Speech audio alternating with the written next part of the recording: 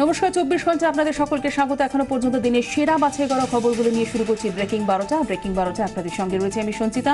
প্রথমে যে খবর আপনাদেরকে জানাবো, বিরোধীদের পর সুষ্ঠু ভোটের দাবিতে এবার কমিশনের দ্বারস্থ নাগরিক সমাজের একাংশ। আজ দুপুরে জাইদির সঙ্গে সাক্ষাৎ করবেন কবি শঙ্খ ঘোষ।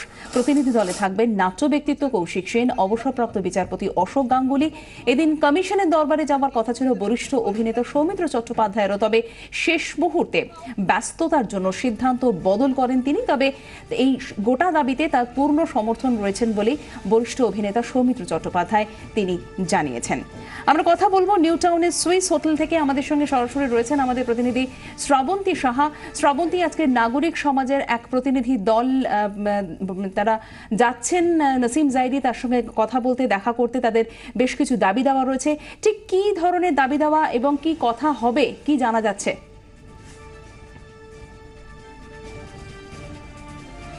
সঞ্চিতা, সেই ছবি সামনে আসছে যেখানে এই মুহূর্তে রাজনৈতিক নেতাদের যাদের বৈঠক রয়েছে 12টা 15 থেকে, তারা আসতে উপস্থিত রয়েছেন। এই মুহূর্তে সিপিআইএম প্রার্থী রবীন দেব তিনি উপস্থিত হলেন।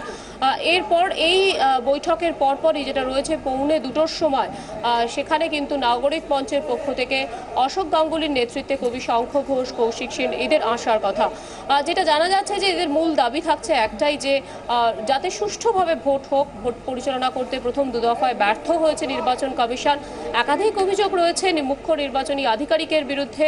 তাই তাকে আর নয়, সরাসরি নাসিম জাইদি নির্বাচন কমিশনারের কাছে আবেদন জানাতে চান তারা। তাদের বক্তব্য যে বাদবাকি যে ফেজগুলি বাকি রয়েছে, 5টি যে দফায় ভোট হবে, সেখানে শান্তিপূর্ণভাবে সুষ্ঠুভাবে যাতে ভোট হয়, তারই দাবি নিয়ে তারা আজকে দেখা করবেন।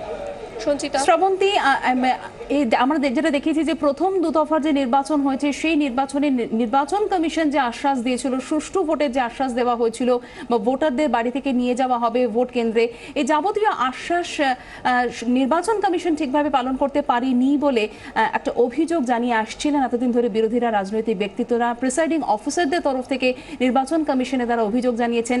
আজকে এই নাগরিক সমাজের একাংশ তারা নালিশ জানাতে যাচ্ছেন, অভিযোগ জানাতে যাচ্ছেন। সব মিলে এই মুহূর্তে নির্বাচন কমিশন তারা কতটা চাপে?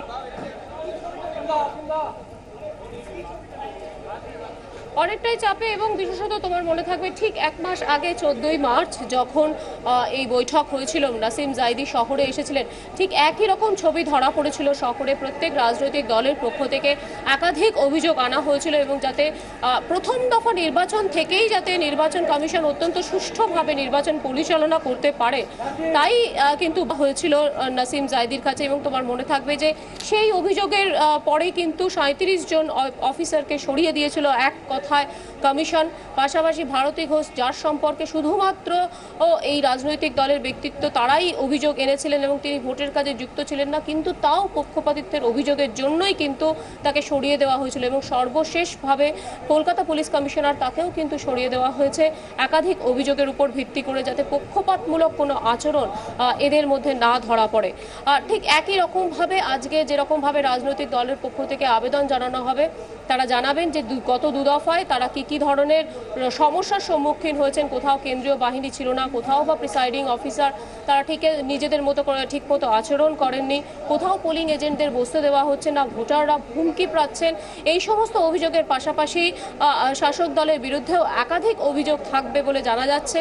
এবং তারপর সর্বোপরি এই রাজনৈতিক দলের বৈঠকের পর কিন্তু থাকছে এই নাগরিক মঞ্চ, তাদের একটা আবেদন। অর্থাৎ সঞ্চিতা, ঘরে বাইরে চাপের মুখে বলা যেতে পারে কমিশন, তার কারণ রাজনৈতিক দলের পক্ষ থেকে অভিযোগ খুব একটা নতুন নয়, তাদের বিক্ষোভ কমিশন দেখেছে।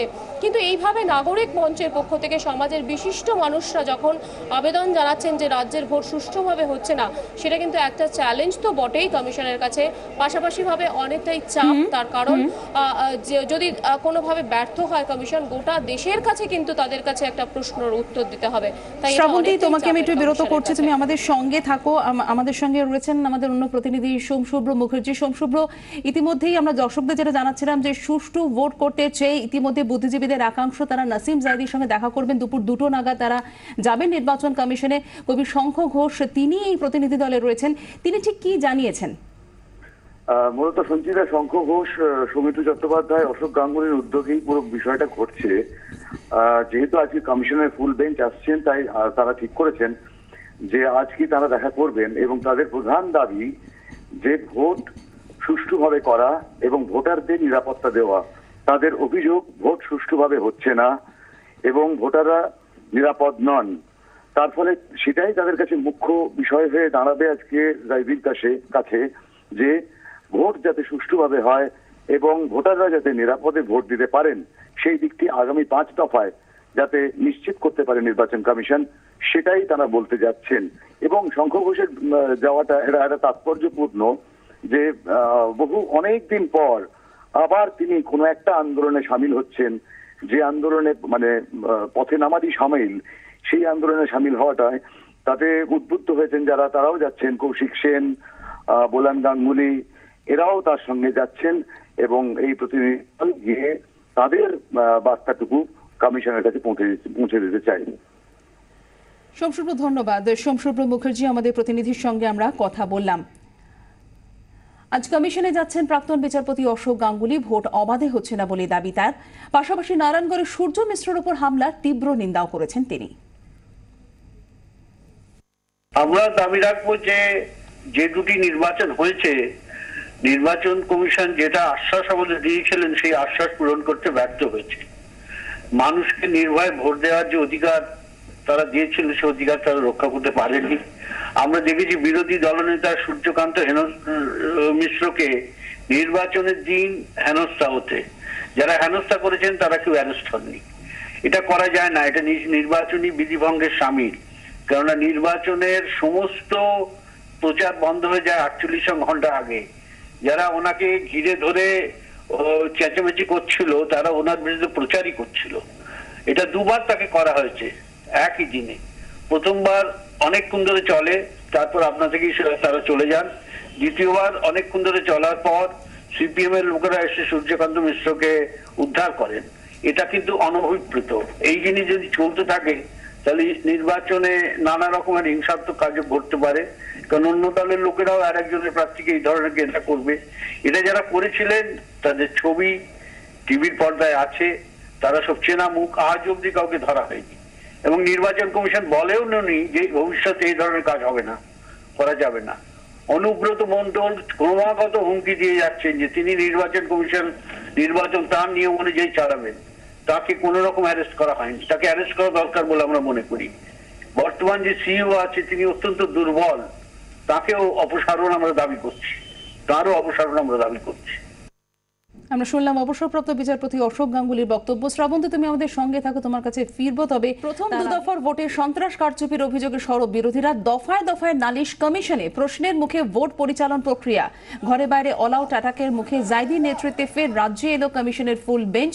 সকাল 9:30 নাগাদ দমদম বিমানবন্দরে নামেন মুখ্য নির্বাচন কমিশনার। পরে পুলিশ কর্তাদের সঙ্গে বৈঠকে বসেন মুখ্য নির্বাচন কমিশনার এবং এই মুহূর্তে রাজনৈতিক দলগুলোর সঙ্গে নির্বাচন কমিশনার তিনি বৈঠক করছেন।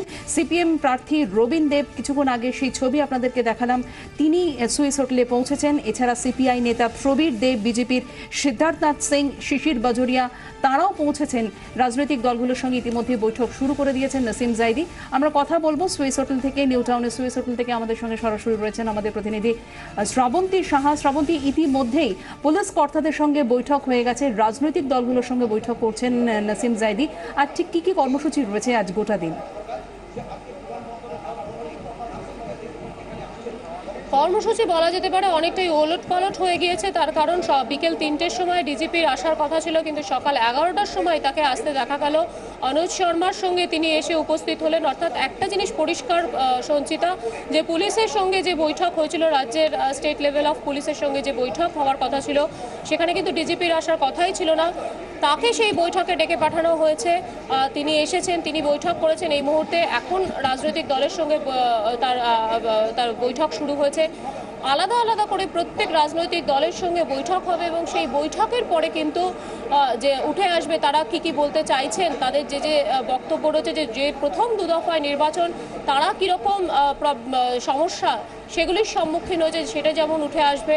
পাশাপাশি যে রবিবার যে ভোট রয়েছে, বিশেষত বীরভূম নিয়ে তাদের একাধিক অভিযোগ রয়েছে, যেখানে বীরভূমে অন্যতম তৃণমূল কংগ্রেস নেতা অনুব্রত মণ্ডল, যাকে ইতিমধ্যে সেন্সর করার পরে সুকস করেছে কমিশন, তার ভূমিকা নিয়ে প্রশ্ন তুলবেন। এছাড়াও শাসক দলের একাধিক আচরণ নিয়েও প্রশ্ন তোলার কথা রয়েছে এই সমস্ত বিরোধী দলেদের।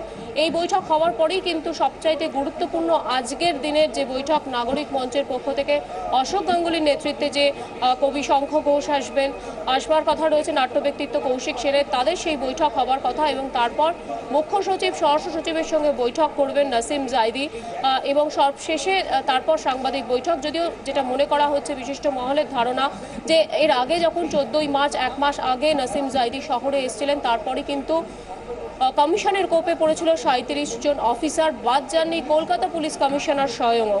অর্থাৎ আজকের এই বৈঠকের পরে কিন্তু আপাতত একটাই বিষয় দেখার, যে কমিশন কতখানি কড়া পদক্ষেপ নিচ্ছে যাদের বিরুদ্ধে বিভিন্ন ধরনের অভিযোগ রয়েছে, এবং পাশাপাশি কেন্দ্রীয় বাহিনী যাদের ভূমিকা নিয়ে একাধিক প্রশ্ন উঠেছে, একাধিক ছবি সংবাদ মাধ্যমে নজরে আসার পরে কেন্দ্রীয় বাহিনীর ভূমিকা নিয়ে কিন্তু প্রশ্ন উঠতে শুরু করেছে।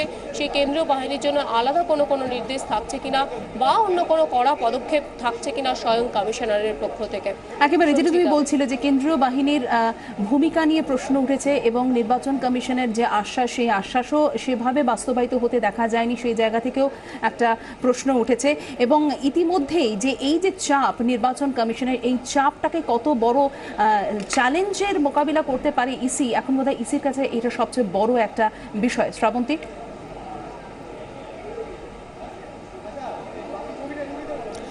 সঞ্চিতা, সেটা একটা বড় বিষয় থাকছেই, চাপ তো থাকবেই। তার কারণ হচ্ছে এক্ষেত্রে কিন্তু অন্যদের মতো ব্যাপার নয়, এখানে কিন্তু নিজেদের ভাবমূর্তি স্বচ্ছ করার বিষয়টা উঠে আসছে।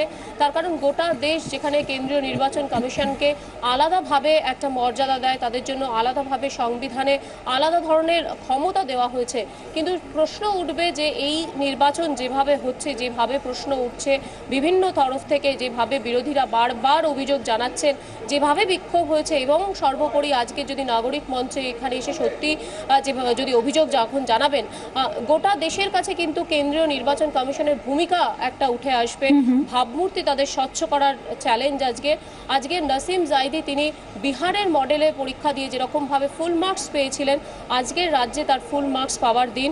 আগামী তৃতীয় দফার নির্বাচনে কতখানি সক্রিয় হতে পারে কমিশন, সত্যিই কি রক্তপাতহীন, সত্যিই কি প্রশ্ন ছাড়া এমন একটা সন্ত্রাস মুক্ত আবহাওয়া কি নির্বাচন কমিশন তৈরি করতে পারবে, সেই ভাবমূর্তি পরিষ্কার করার দিন আজকের। আর সেই ভাবমূর্তি তুলে একেবারে শ্রাবন্তী, অনেক ধন্যবাদ। শ্রাবন্তী সাহা আমাদের প্রতিনিধি সরাসরি ছিলেন আমাদের সঙ্গে।